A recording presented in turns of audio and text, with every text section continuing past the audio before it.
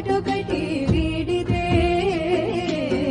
చివరకు మిగిలేది జ్ఞానమే. ధ్యాసతో చేసేది ఏదైనా ధ్యానమే, తన్మయమై చేయది ఏదైనా యోగమే.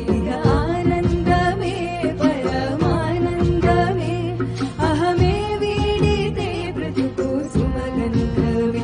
ఆనందమానందమే పరమానందమే, ప్రతి మనసందు నిండాలి మకరంద.